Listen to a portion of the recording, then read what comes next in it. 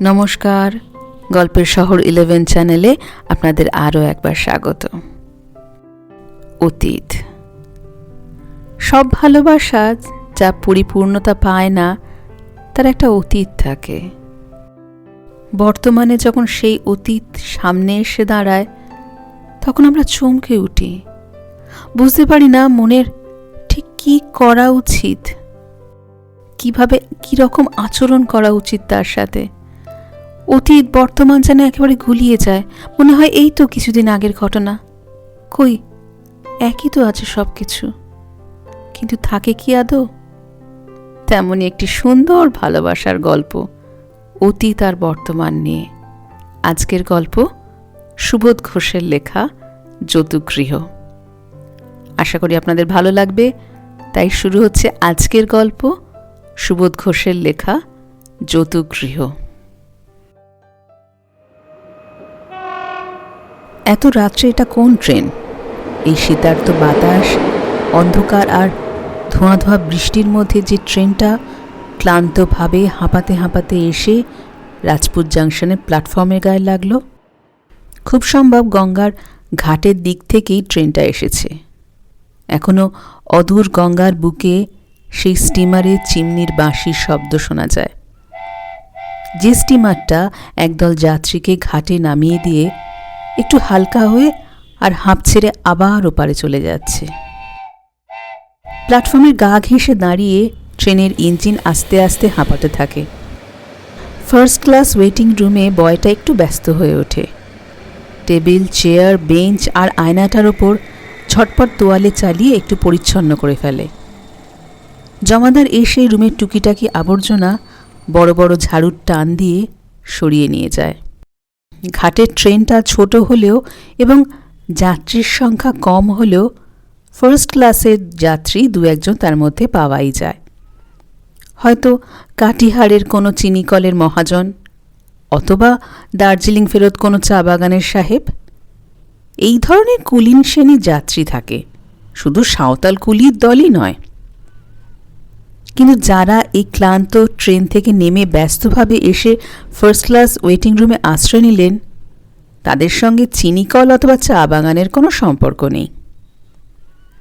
কুলির মাথায় বাক্স বেডিং চাপিয়ে প্ল্যাটফর্মের ওপর দিয়ে গুঁড়ো গুঁড়ো বৃষ্টির মধ্যে তরতর করে হেঁটে ওয়েটিং রুমে প্রথম এসে ঢুকলেন এক বাঙালি মহিলা। গায়ে কাশ্মীরি পশমের তৈরি একটা মেইলি আলস্টার, কানে ইহুদি প্যাটার্নের ছোট ফিরোজার দুল, খোপা বিলিতি ধাঁচে ফাঁপানো।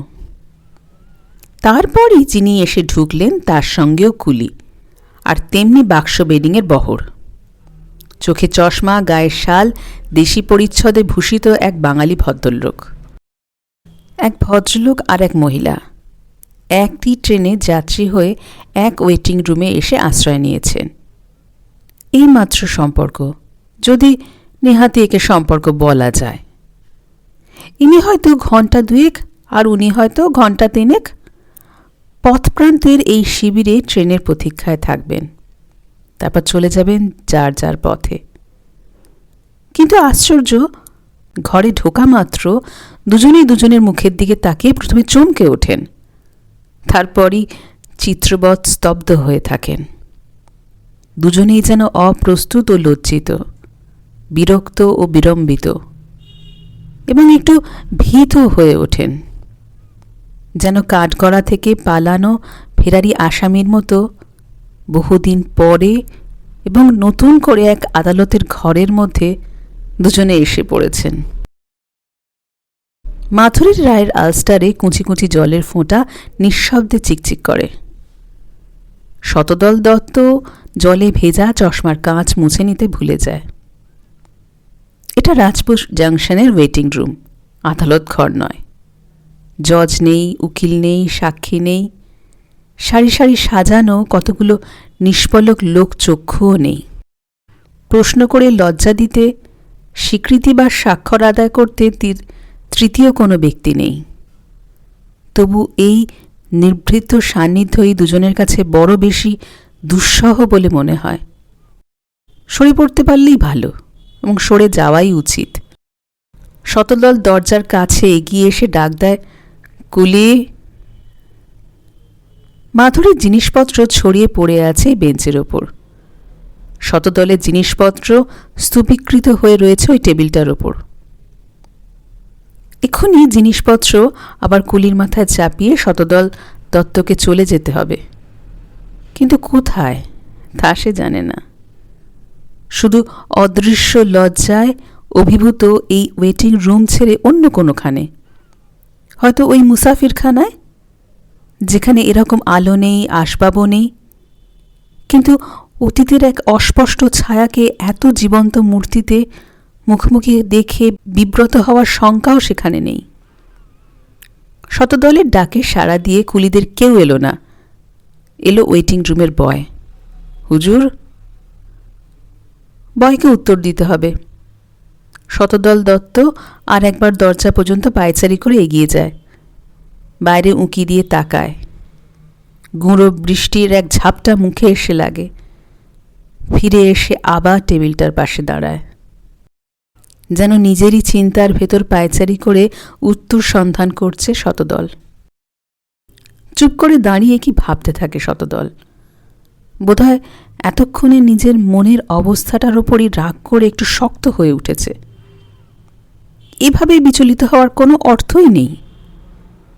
ওয়েটিং রুমের মধ্যে মাত্র একজন যাত্রীকে দেখে এভাবে পালিয়ে যাওয়ার অর্থ একটা অর্থহীন দুর্বলতার কাছে হার মেনে যাওয়া।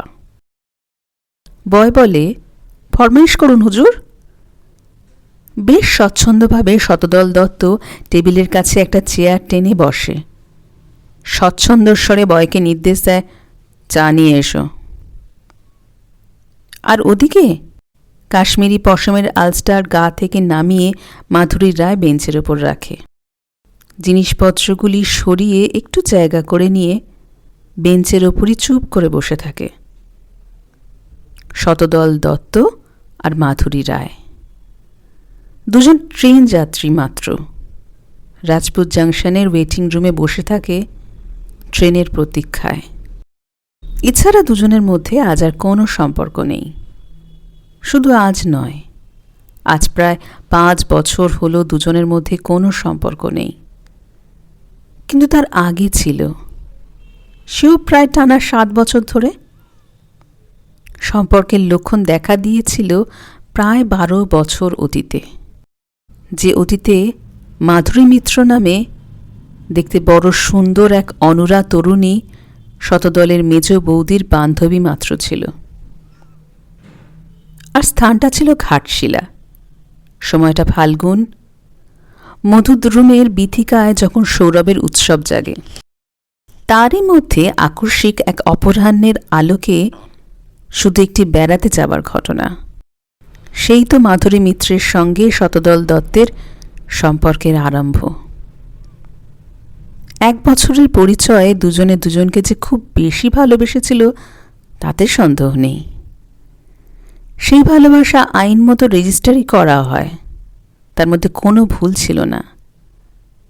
কিন্তু বিয়ের পর 7টি বছর পার হতে না হতেই মাধুরী দত্ত আর শতদল দত্তের মধ্যে সে ভালোবাসার জোর আর রইল না। তাই আবার দুজনেই স্বেচ্ছায় এবং আইনমতো আদালতের শরণ নিল। রেজিস্টারি করার সম্পর্ক বাতিল করে দিয়ে দুজনের ছাড়াছাড়ি হয়ে গেল। কি জানে কেমন করে যেন দুজনেই বুঝতে পেরেছিল ভালোবাসার জোর আর নেই। মনের দিক থেকে দুজনে দুজনের কাছে যখন পর হয়ে গেল, তখন লোকচক্ষুর সম্মুখে অনর্থক আর থিয়েটারের স্বামী স্ত্রীর মতো দাম্পত্যের অভিনয় না করে দুজনেই দুজনের কাছ থেকে বিদায় নিল। কেউ কাউকে বাধা দিল না। ফাল্গুনের ঘাটশিলায় মধুদ্রুমের সৌরভে যে প্রেমের আবির্ভাব, মাত্র 7টি নতুন ফাল্গুনও তার গায়ে সহ্য হল না। এত জোর ভালোবাসার পর বিয়ে, তবু বিয়ের পর ভালোবাসার জোরটুকুই ভেঙে যায় কি করে? তাও দুজনেই বাস্তব আর চাক্ষুষ প্রমাণ দেখেই বুঝেছিল। একদিন এই ঘরে বসে এক মনে বই পড়ছিল মাধুরী, আর ও ঘরে একা একা নিজের হাতেই কাপড় চোপড় গুছিয়ে বাক্সে ভরছিল শতদল। 1 সপ্তাহের জন্য ভুবনেশ্বর গিয়ে থাকতে হবে, প্রত্নবিভাগের একটা সার্ভে তদারকের জন্য। শতদলের রওনা হওয়ার আগের মুহূর্ত পর্যন্ত মাধুরী একবার এসে চোখের দেখা দিয়েও যেতে পারল না। সেদিনই মনে হয়েছিল শতদলের, এই যে পৌষের প্রভাতে জানালা দিয়ে এত আলো ঘরের মধ্যে এসে লুটিয়ে পড়েছে, নিতান্তই অর্থহীন, কোনো প্রয়োজন ছিল না। পৌষের সকালবেলাটাই শুধু অন্যায় করেনি, সেই বছরের চৈত্রের একটা রবিবারের বিকেলবেলাও ভয়ানক এক বিদ্রূপ করে দিয়ে চলে গেল।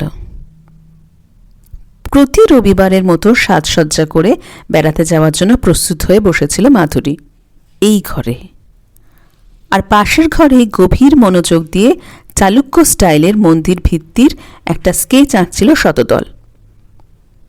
বেড়াতে যাবার কথা একটি বারের জন্যও তার মনে হলো না, কোনো সাড়াও দিল না। জানালা দিয়ে বাইরের আকাশের দিকে তাকিয়ে মাধুরীর শুধু মনে হয়েছিল অস্তাচলের মেঘে এই ক্ষণিকের রক্তিমা নিতান্তই অর্থহীন, একটা অলক্ষণে ইঙ্গিত, আর একটু পরেই তো অন্ধকারে সব কালো হয়ে যাবে। এই ছলনায় খেলা না করে সূর্যটা যদি একটু তাড়াতাড়ি ডুবে যায় তবেই ভালো। একে একে এই রকম আরও সব লক্ষণ দেখে দুজনেই বুঝেছিল ভালোবাসা আর নেই, কিংবা ভালোবাসা ছিল না বলেই এসব লক্ষণগুলো একে একে দেখা দিচ্ছিল। কে জানে কোনটাই সত্যি। হয়তো চেষ্টা করলে দুজনেই জানতে পারত, হয়তো জেনেও ছিল, হয়তো জানেনি। যাই হোক, জানা না জানার ব্যাপারে কেউ কাউকে দোষ দিতে পারে না। হয় দুজনেই জেনে শুনে চুপ করেছিল, কিংবা দুজনে ইচ্ছা করেই জানতে চেষ্টা করেনি। এও হতে পারে দুজনেই নতুন করে আর গোপন করে কোনো নতুন জনের ভালোবাসায় পড়েছিল, তাই মিথ্যা হয়ে গেল ঘাটশিলার পুরাতন ফাল্গুন, কিংবা সে ফাল্গুন নিজেই সৌরভহীন হয়ে গিয়েছিল। তারই বেদনা দুজনকে দুই দিকে নিয়ে চলে গেল। একজনকে হেমন্তের একটি সন্ধ্যার, আরেকজনকে একটি আষাঢ়ের পূর্ণিমায়। যাই হোক না কেন, দুজনের মনে সেই জন্য আর কোনো ক্ষোভ বা দুঃখ ছিল না।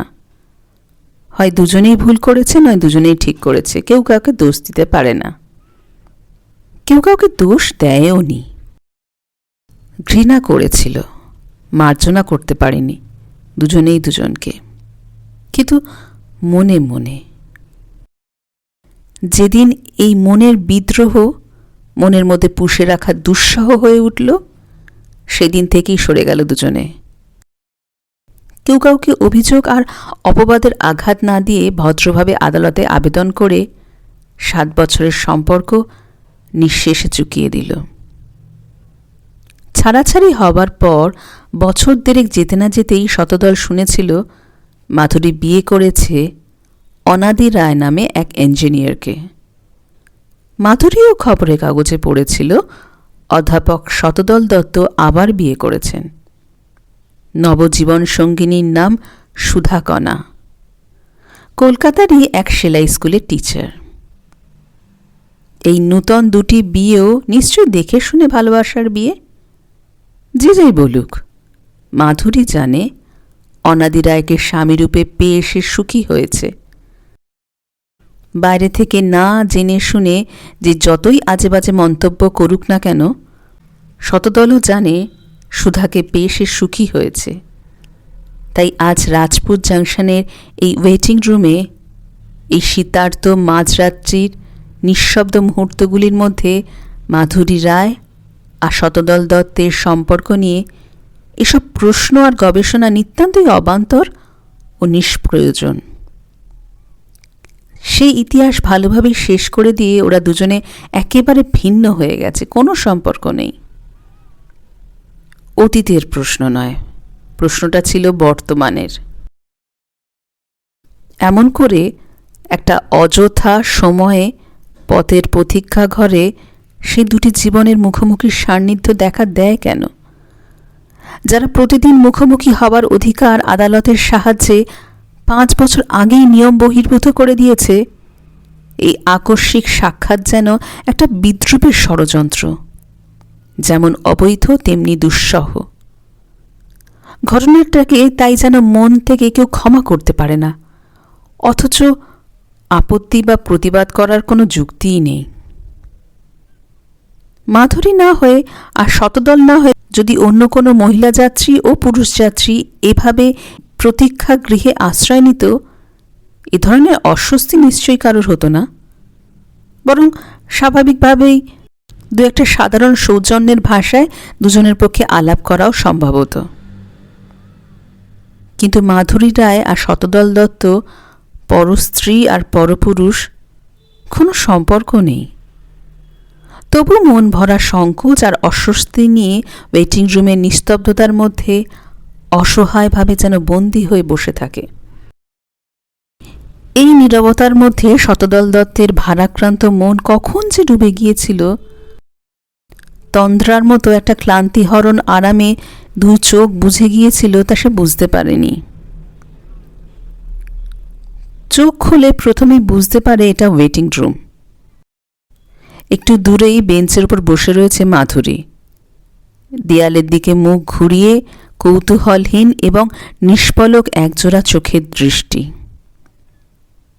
শতদল কিন্তু মুখ ফিরিয়ে নিল না। তার 2 চোখে একটা লুকিয়ে দেখার কৌতূহল যেন চঞ্চল হয়ে ওঠে।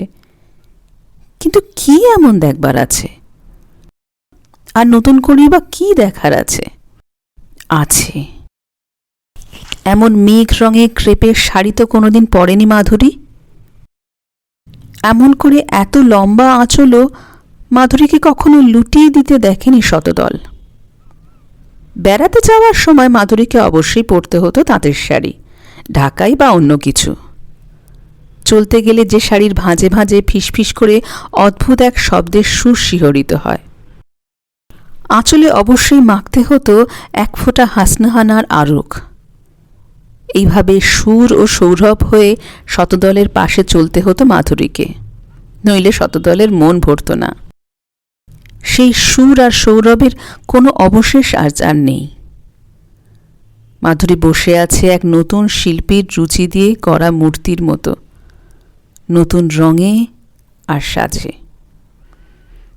এমন করে সন্তর্পণে অনধিকারীর অবৈধ লোভ নিয়ে এবং লুকিয়ে লুকিয়ে কোনো দিন মাধুরীকে দেখেনি শতদল। আজ দেখতে পায় আর বুঝতে পারে এই মূর্তি সে মূর্তি নয়, একেবারে নতুন আর বেশ একটু কঠিন।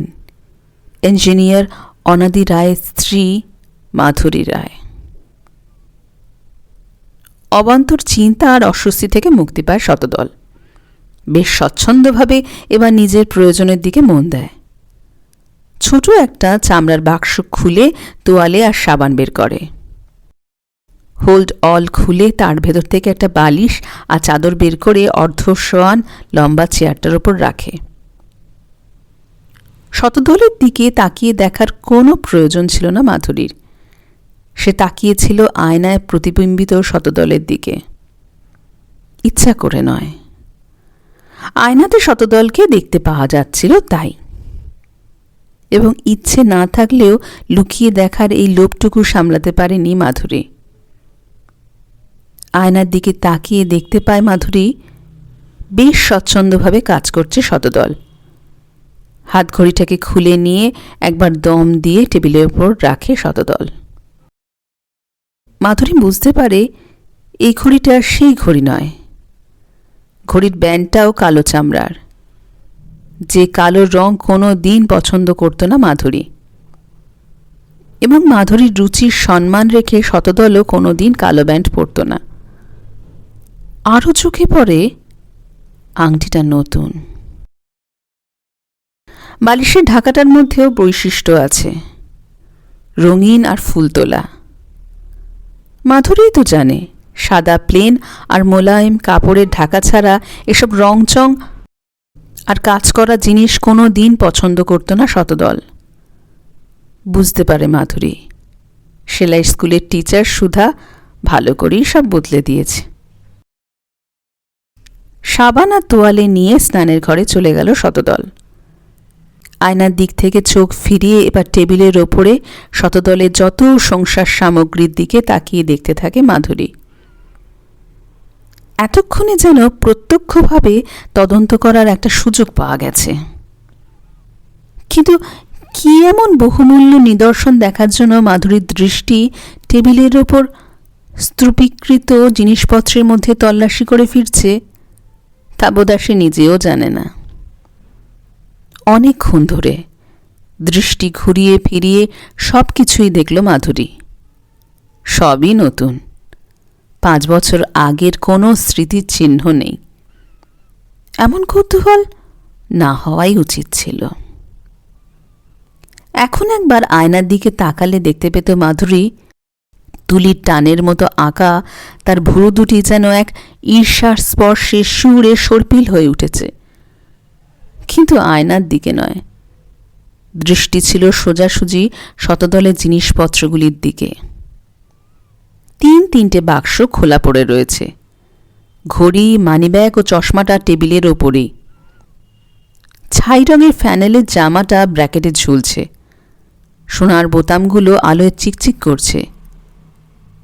নিঃসম্পর্কিতা এক মহিলার সম্মুখে সব ফেলে রেখে চলে গেছে ভদ্রলোক। চুরি হয়ে যেতে পারে সেই ভয় নেই। ভদ্রলোকের এই বিশ্বাসটা যেমন অস্বাভাবিক তেমনি অস্বাভাবিক মাধুরীর আচরণ। এত সতর্ক দৃষ্টি দিয়ে শতদলের জিনিসপত্র পাহারা দিতে তো কেউ তাকে বলেনি। শতদল আবার ঘরে ঢুকতেই মাধুরী অন্যদিকে মুখ ফিরিয়ে নেয়। হোক না দর্পণের প্রতিচ্ছায়া, একটু স্পষ্ট করে এবার দেখতে পায় মাধুরী। শতদল আগের চেয়ে অনেক রোগা হয়ে গেছে। সেলাই স্কুলে মাস্টারনির এদিকে বিশেষ কিছু যত্ন নেই বলেই তার মনে হয়। হোক না 5 বছরের অদেখা। আজও দেখে বুঝতে পারে মাধুরী, খুব খিদে না পেলে শতদলের মুখটা ঠিক এরকম শুকনো দেখাতো না। মাধুরীর অনুমান মিথ্যে নয়। শতদল একটা টিফিন ক্যারিয়ার খুলে খাবারের বাটিগুলি বের করে টেবিলের ওপর রাখে, খেতে বসে। হাত তুলতে গিয়েই কি ভেবে হাত নামিয়ে নেয়। ঘরের কোণে রাখা জলের কুঁজোটার দিকে একটা গেলাস হাতে নিয়ে এগিয়ে যায়। দৃশ্যটা মাধুরীর চোখে আঘাতের মতো বেজে উঠবে কল্পনা করতে পারেনি মাধুরী, এবং তার জন্য প্রস্তুত ছিল না। হঠাৎ হয়ে গেল। আয়নার দিক থেকে মুখ ফিরিয়ে সোজা শতদলের দিকে হঠাৎ ক্ষুব্ধভাবে তাকায় মাধুরী। মাধুরীর এই চকিত গ্রীবাভঙ্গি, মৃদু ভ্রুকুটি আর চোখের কুপিত দৃষ্টি কিন্তু এতক্ষণের গম্ভীরতার চেয়ে অনেক বেশি স্বাভাবিক দেখায়। মাধুরী বলে, ও কি হচ্ছে? আকস্মিক প্রশ্নে শতদল একটু চমকে উঠেই মাধুরীর দিকে তাকায়। মাধুরী আবার বলে, একটা মুখের কথা বললে এমন ভয়ানক দোষের কিছু হতো না। শতদলের গম্ভীর মুখ হঠাৎ সুস্মিত হয়ে ওঠে। হেসে হেসে বলে, না, দোষ আর কি। মাধুরী উঠে দাঁড়ায় এবং এগিয়ে আসে। নিস্তব্ধ ওয়েটিং রুমের দুঃসহ মুহূর্তগুলির পেছন থেকে যেন তার আত্মা এতক্ষণে মুক্তি পেয়েছে। শতদলের স্বচ্ছন্দ হাসির শব্দে মাধুরীর ক্লিষ্ট মনের গাম্ভীর্য ভেঙে গেছে। শতদলের হাত থেকে গিলাসটা নিয়ে হাসি মুখে বলে, তুমি বসো। এটা ওয়েটিং রুম, কর্নওয়ালিস স্ট্রিটের বাড়ি নয়, আর মাধুরীর জন্মদিনে উৎসবও আজ নয়। যেদিন উৎসবের শোরগোল থেকে শতদলকে এমনই একটি ঘরের নিভৃতে নিয়ে গিয়ে সেই যে জীবনে প্রথম নিজের হাতে খাবার পরিবেশন করে খাইয়েছিল মাধুরী। কুঁজো থেকে জল ঢেলে নিয়ে গিলাসটা টেবিলের ওপর রেখে খাবারগুলো একটা ডিশের মধ্যে সাজিয়ে দিতে থাকে মাধুরী।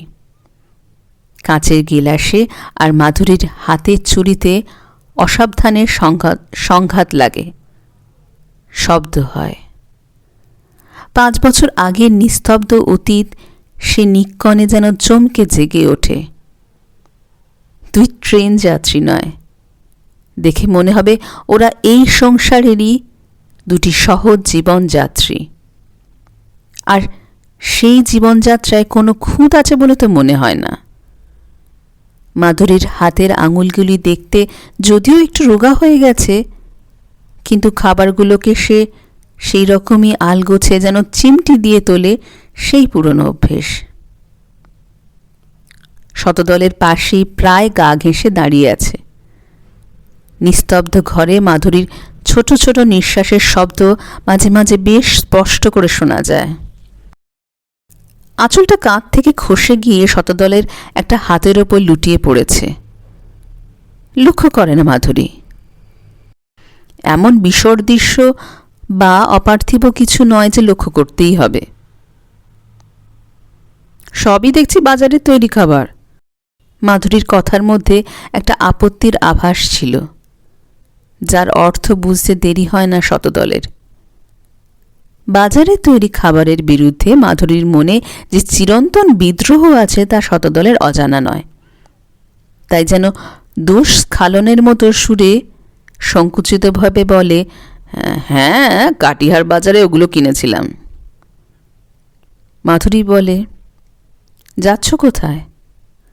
শতদল, কলকাতায়। তুমি কি এখন কলকাতাতেই? হ্যাঁ, তুমি? এই কথাগুলি না উঠলেই বোধহয় ভালো ছিল। হাত কাঁপে, কাজের স্বাচ্ছন্দ্য হারায় মাধুরী। শতদলের প্রশ্নে যেন নিজের পরিচয় হঠাৎ মনে পড়ে গেছে মাধুরীর। কুণ্ঠিতভাবে একটু তফাতে সরে গিয়ে মৃদুস্বরে উত্তর দেয়, রাজগীর। এই পর্যন্ত এসে প্রসঙ্গ ফুরিয়ে যায়। আর প্রশ্ন করে জানবার মতো কিছুই নেই।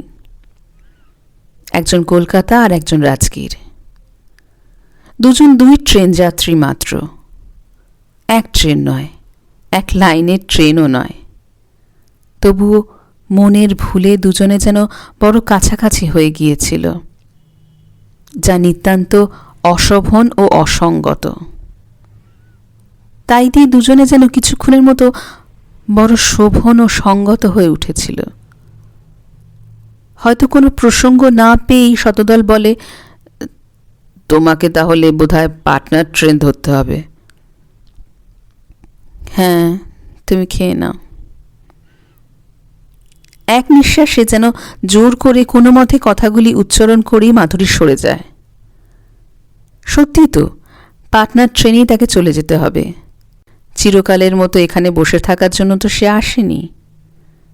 নিজের হাত ঘড়িটার দিকে সন্ত্রস্তভাবে তাকায় মাধুরী। তারপর আবার আগের মতোই বেঞ্চটার ওপর গিয়ে বসে থাকে।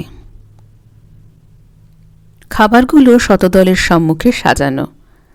কাঁচের গিলাসের গায়ে বিদ্যুতের বাতির আলো ঝলকায়। জলটাকে তরল আগুনের মতো মনে হয়। আবার বোধ হয় অপ্রস্তুত ও লজ্জিত হয়েছে শতদল। কিন্তু বড় শ্লেষ, বড় জ্বালা আছে এই লজ্জায়। সব জেনে শুনেও হঠাৎ লোভের ভুলে এক প্রহেলিকার মায়াকে কেন সত্য বলে বিশ্বাস করেছিল শতদল?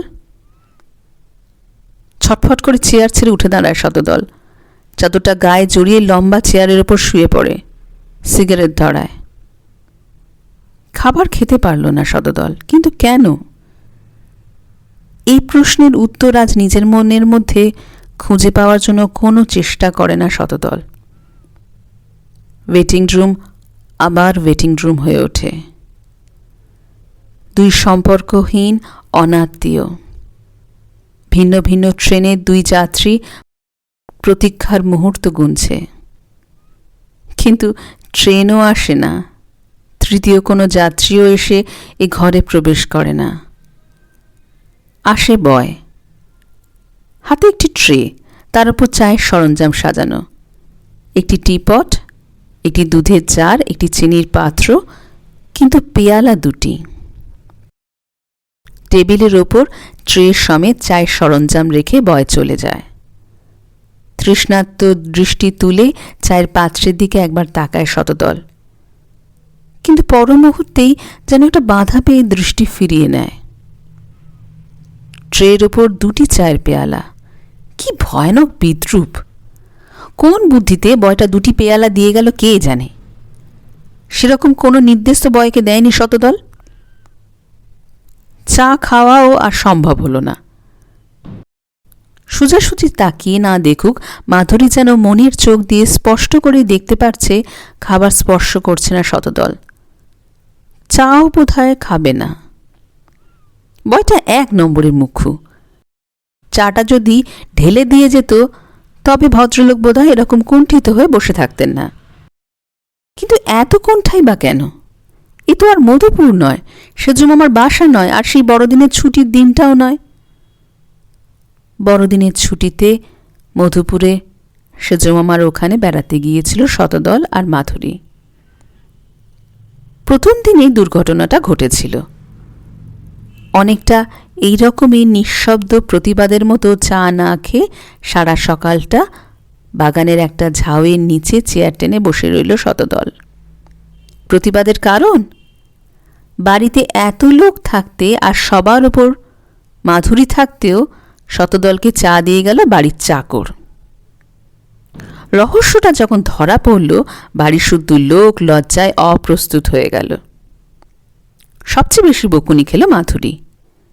মামিমা বকলেন, সেজমামা বকলেন, এমনকি স্বল্পভাষী বরদাও বললেন, যখন জানিস যে তুই নিজের হাতে চা না এনে দিলে শতদল অসন্তুষ্ট হয় তখন। কিন্তু এটা ওয়েটিং রুম, সেজমামার বাসা নয়। অভিমানী স্বামীর মতো এমন মুখ ঘুরিয়ে এভাবে পড়ে থাকা আজ আর শতদলকে একটুও মানায় না। কিন্তু কি আশ্চর্য, এই বিসদৃশ্য অভিমানের আবেদন ওয়েটিং রুমের অন্তর্জানার স্পর্শ করে। রঙ্গমঞ্চের একটি নাট্যাঙ্কের দৃশ্যের মতো কৃত্রিম হয়েও ঘটনাটা সত্যি সত্যি মান অভিমানের দাবি নিয়ে যেন প্রাণময় হয়ে ওঠে। মাধুরীকে এখানে ধমক দিয়ে কর্তব্য স্মরণ করিয়ে দেওয়ার কেউ নেই, তবু নিজের মনের গভীরেই কান পেতে শুনতে পায় কেউ যেন তাকে কর্তব্য স্মরণ করিয়ে দিচ্ছে। খাবার খাচ্ছ না কেন? বড় কোমল ও মৃদু অনুনয়ের সুর ছিল মাধুরীর কথায়। শতদল শান্তভাবেই উত্তর দেয়, না, এত রাত্রে এসব আর খাবো না। তবে শুধু চা খাও? হ্যাঁ, চা অবশ্য খেতে পারি, তুমি খাবে না? মাধুরীর মুখে হাসির ছায়া পড়ে। আমার কি চা খাবার কথা ছিল? শতদল লজ্জিতভাবে হাসে। তা অবশ্য ছিল না, কিন্তু বয়টা যখন ভুল করেই 2 পেয়ালা দিয়েই গেছে তখন 1 পেয়ালা চা আমারই খাওয়া উচিত, এই তো? মাধুরীর কথার মধ্যে কোনো সংকোচ বা জড়তা ছিল না। হেসে হেসেই কথাগুলি বলতে পারে মাধুরী। শতদল বলে, আমি তো তাই মনে করি, বয়টার আর কি দোষ বলো? মাধুরী বলল, না, বয়কে আর দোষ দিয়ে লাভ কি? দুজনেই ক্ষণিকের মতো গম্ভীর হয়ে যায়। সত্যি তো, বয়কে দোষ দিয়ে লাভ নেই। মাধুরীর কথাগুলির মধ্যে কেমন যেন একটা আক্ষেপের সুর যেন মিশে আছে। বোধহয় বলতে চায় মাধুরী, বয়টার দোষ খাবে কেন? দোষ অদৃষ্টের। নইলে আজ 5 বছর পরে এমন একটা বিশ্রী রাত্রিতে একটা ওয়েটিং রুমে চক্রান্তে পড়ে কেন এভাবে অপ্রস্তুত হতে হবে? হয় আর চুপ করে বসে থাকার শক্তি ছিল না, নয় ইচ্ছা করেই এই ওয়েটিং রুমের চক্রান্তে আত্মসমর্পণ করতে চায় মাধুরী। উঠে দাঁড়ায়, টেবিলের কাছে এগিয়ে আসে, চা তৈরি করে। সেই হাতে সেই নিপুণতা দিয়ে, স্বচ্ছন্দে ও সাগ্রহে। শতদলও ওঠে, একটা চেয়ার তুলে নিয়ে এসে টেবিলের কাছে নিজের চেয়ারের পাশে রাখে। মাধুরীর দিকে তাকিয়ে বলে, বসো। মাধুরী আপত্তি করে না। আপত্তি করার মতো জেদগুলিকে আর মনের মধ্যে খুঁজে পায় না। রাজপুর জাংশনের ওয়েটিং রুম 2 অনাত্মীয় নরনারীর মনের ভুলে ধীরে ধীরে দম্পতির নিভৃত নীরের মতো আবেগময় হয়ে উঠেছে। বুঝতে পারলেও কেউ আর ঘটনাকে বাধা দিতে চায় না।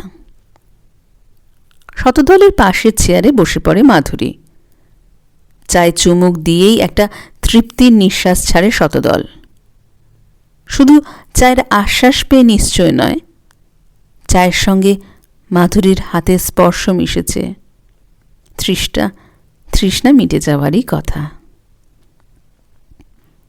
শতদল হাসি মুখে বলে, তোমার গম্ভীর ভাব দেখে সত্যিই এতক্ষণ বড় অস্বস্তি হচ্ছিল। মাধুরীও হাসে, তোমার তো অস্বস্তি হচ্ছিল, কিন্তু আমার যা হচ্ছিল তা আমিই জানি। শতদল বলে, ভয় করছিল বুঝি? মাধুরী মাথা হেঁট করে বলে, হ্যাঁ। শতদল বলে, ছি, ভয় করার কি আছে? হাসতে হাসতে আলাপটা শুরু হয়েও শেষ দিকে কথাগুলি কেমন যেন একটা করুণতার ভারে বিনমিত হয়ে ওঠে।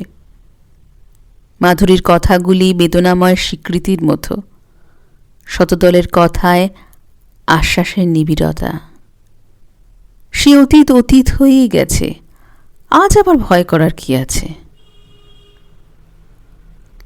মানুষ মরে যাওয়ার পর যেমন তার বিষয় মমতা দিয়ে বিচার করা সহজ হয়ে ওঠে, আর ভুলগুলি ভুলে গিয়ে গুণগুলিকে বড় করে ভাবতে ইচ্ছা করে, শতদল আর মাধুরী বোধহয় তেমনি করেই আজ তাদের মৃত অতীতকে মমতা দিয়ে বিচার করতে পারছে। অতীতের সেই ভয়, ঘৃণা ও সংশয়ের ইতিহাস যেন নিজেরই জ্বালায় ভস্ম হয়ে সংসারের বাতাসে হারিয়ে গেছে চিরতরে।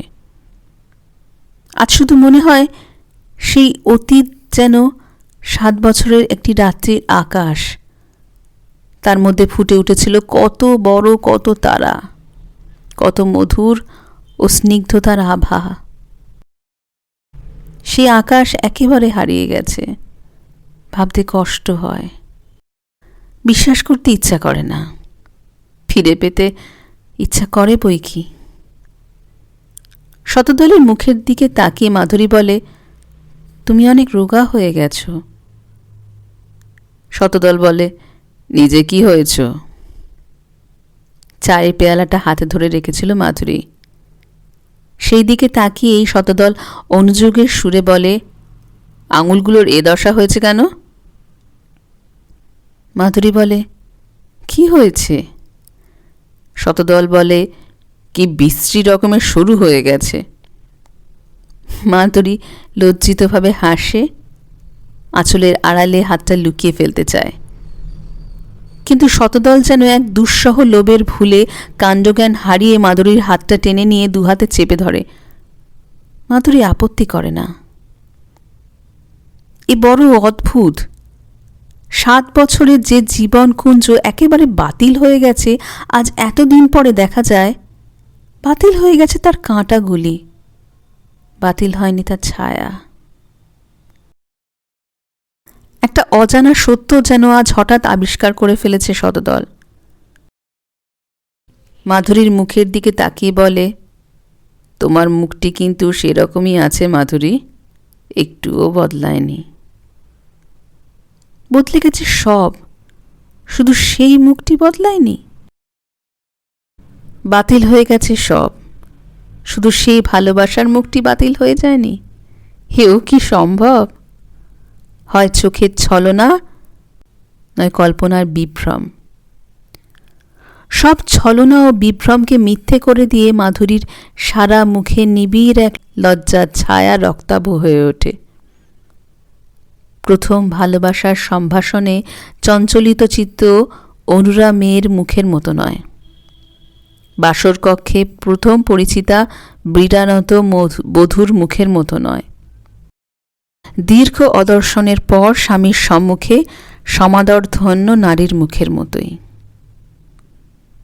প্রণয়কুঞ্জ নয়, বাসর কক্ষ নয়, দম্পতির গৃহ নিভৃত নয়, রাজপুর জাংশনের ওয়েটিং রুম। তবু শতদল আর মাধুরী 2 ট্রেন যাত্রী বসে থাকে পাশাপাশি, যেন এইভাবেই তারা চিরকাল সংসারের সহযাত্রী হয়ে আছে, কোনোদিন বিচ্ছিন্ন হয়নি। চা খাওয়া শেষ হয়। মাধুরী জিজ্ঞাসা করে, কাকাবাবু এখন কোথায় আছেন? শতদল বলে, তিনি দেরাদুনে বাড়ি করেছেন, এখন সেখানেই আছেন। মাধুরী বলে, পুটি? শতদল বলে, পুটির বিয়ে হয়ে গেছে সেই রমেশের সঙ্গে। দিল্লি সেক্রেটারিয়েটের ভালোই একটা চাকরি পেয়েছে রমেশ। মাধুরীর হাতটা বড় শক্ত করে ধরেছিল শতদল, যেন 5 বছর অতীতের এক পলাতক মায়াকে অনেক সন্ধানের পর এতদিন কাছে পেয়েছে। 2 হাত দিয়ে ধরে রেখেছে তার একটি হাত, যেন আবার না হারিয়ে যায়। তুমি বিশ্বাস করো মাধুরী? কি? তোমাকে আমি ভুলিনি, ভুলতে পারা যায় না। বিশ্বাস না করার কি আছে? চোখেই দেখতে পাচ্ছি। কিন্তু তুমি কি? তুমি ভুলতে পেরেছ আমাকে? 2 চোখ বন্ধ করে মাধুরী, যেন চারিদিকের বাস্তব সংসারের লোকচক্ষুগুলোকে অন্ধকার করে দিয়ে উত্তর দেবার জন্য প্রস্তুত হয়। মাথাটা শতদলের বুকের কাছে একটু ঝুঁকে পড়ে। 2 চোখের কোণে ছোট ছোট মুক্তকণিকার মতো 2টি সজলতার বিন্দু জেগে ওঠে। 2 হাতে জড়িয়ে মাধুরীর মাথাটা বুকের ওপর টেনে নেয় শতদল। বলতেই হবে মাধুরী, আমি না শুনে ছাড়ব না। হঠাৎ ছটফট করে ওঠে মাধুরী, যেন মাধুরীকে একটা আগুনের জ্বালা হঠাৎ 2 হাতে জড়িয়ে ধরেছে। শতদলের হাত ছাড়িয়ে উঠে দাঁড়ায়। বাইরে শীতার্ত রাত্রির স্তব্ধতা চমকে দিয়ে প্রবল শব্দে লোহার ঘণ্টা বাজছিল ঝনঝন করে।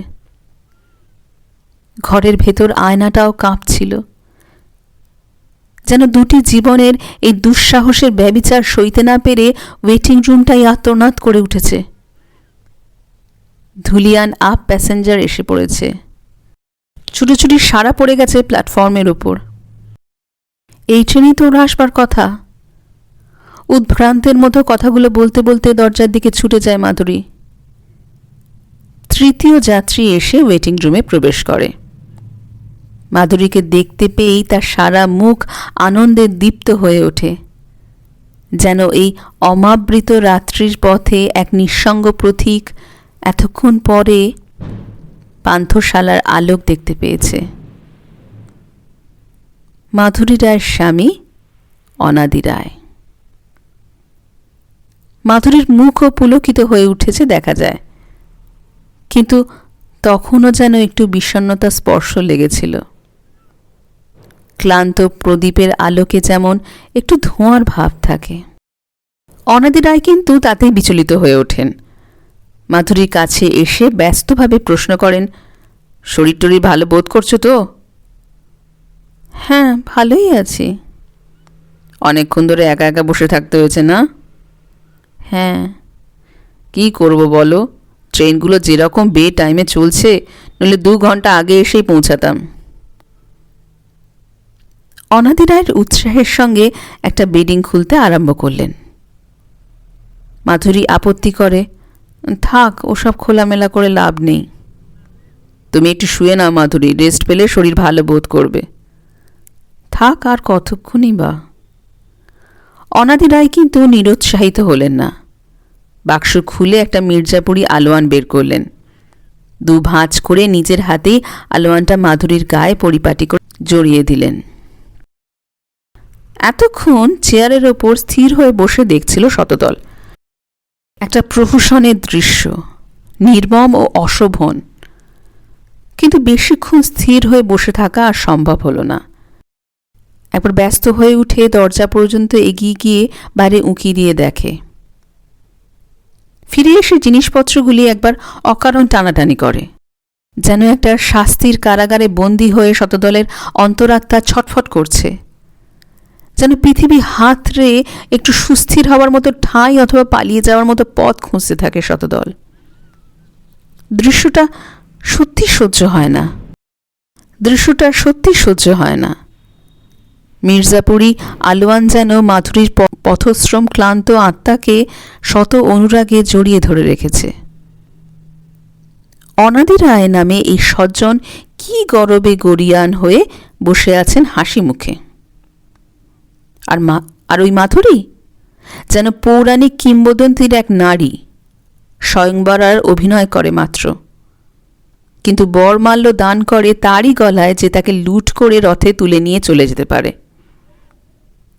এক ভগ্ন বাহু প্রতিদ্বন্দ্বীর মতো সকল পরাভবের দীনতা নিয়ে অসহায়ভাবে তাকিয়ে থাকে শতদল। সহ্য করতে কষ্ট হয়।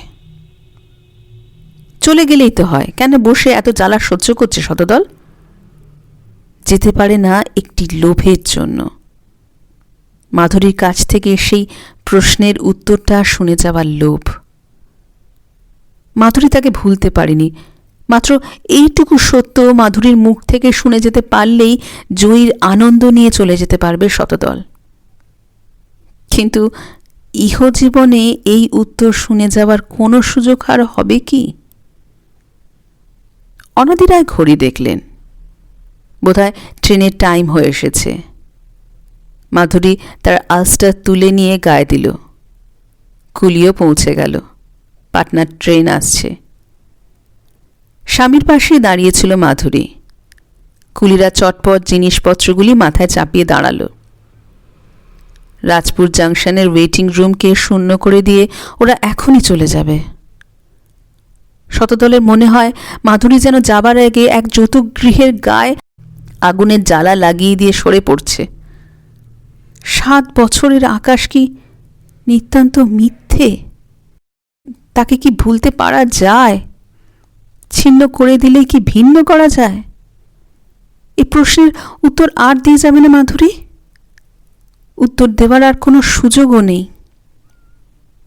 কোনো দিকে না তাকিয়ে শুধু স্বামীর সঙ্গে হাসতে হাসতে এই ঘরের দুয়ার পার হয়ে চলে গেলেই ভালো ছিল। কিন্তু ঠিক সেভাবে চলে যেতে পারল না মাধুরী।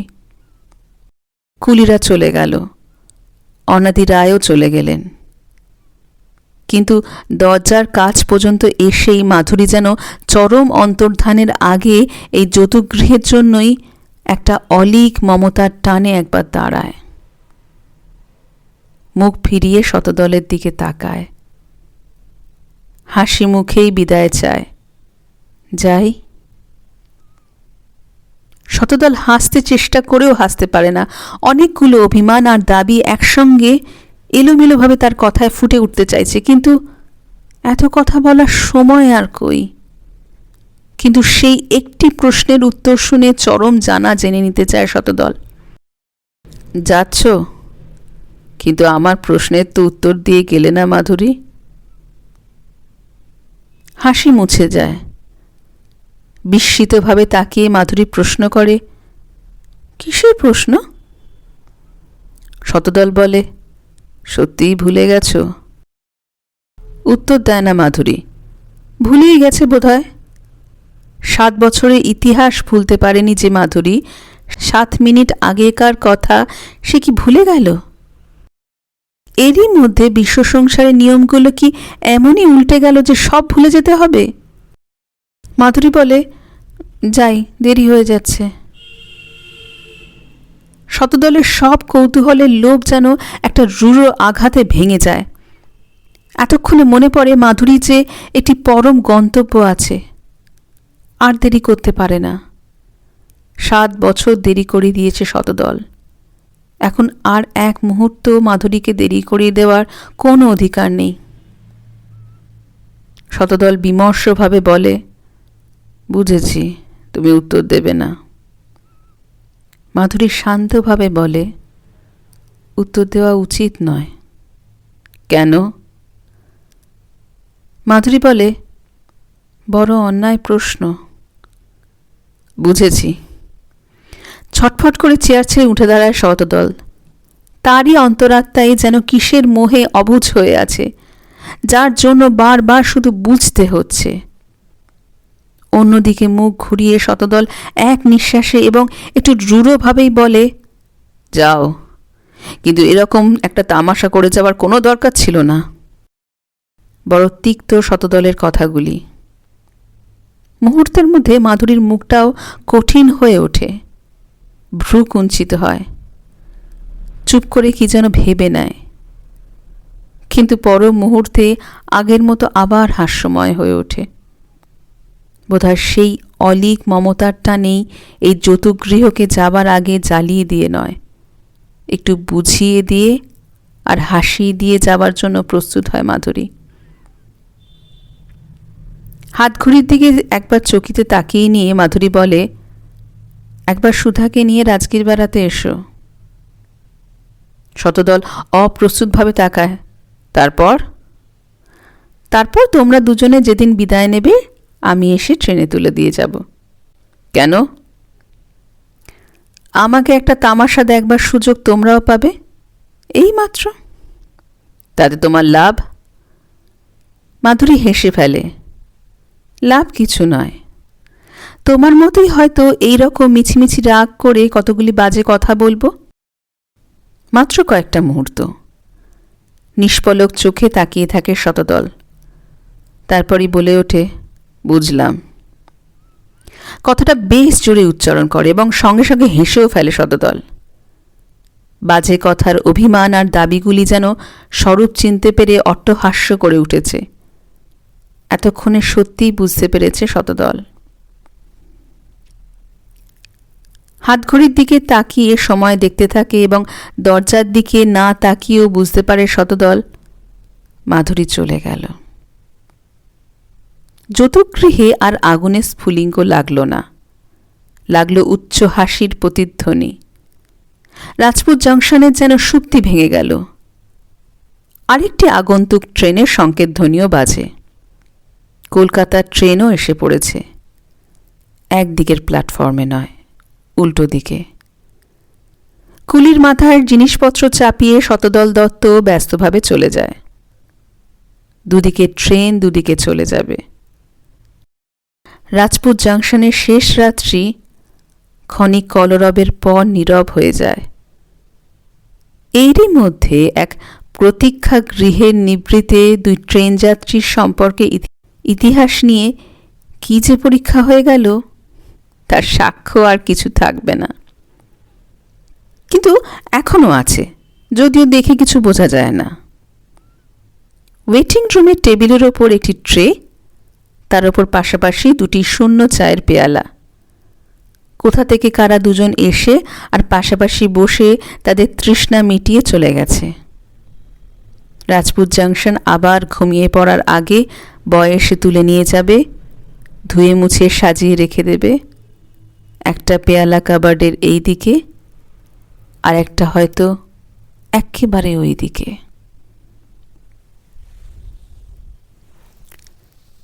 শেষ হলো আজকের গল্প, সুবোধ ঘোষের লেখা যৌতুকগৃহ। ভারী সুন্দর একটি মর্মস্পর্শী গল্প এবং ভারী সূক্ষ্মাতি সূক্ষ্ম মনস্তত্ত্ব। অপূর্ব সুন্দর একটি গল্প। আশা করি গল্প ভালো তো লেগেইছে আপনাদের। আর যদি গল্প পাঠ আপনাদের ভালো লাগে তাহলে চ্যানেলটি সাবস্ক্রাইব করে অডিওটিতে একটি লাইক বাটন দিয়ে দেবেন। আসবো আবার নতুন কোনো গল্প নিয়ে। ততদিন সকলেই ভালো থাকবেন। নমস্কার, ধন্যবাদ।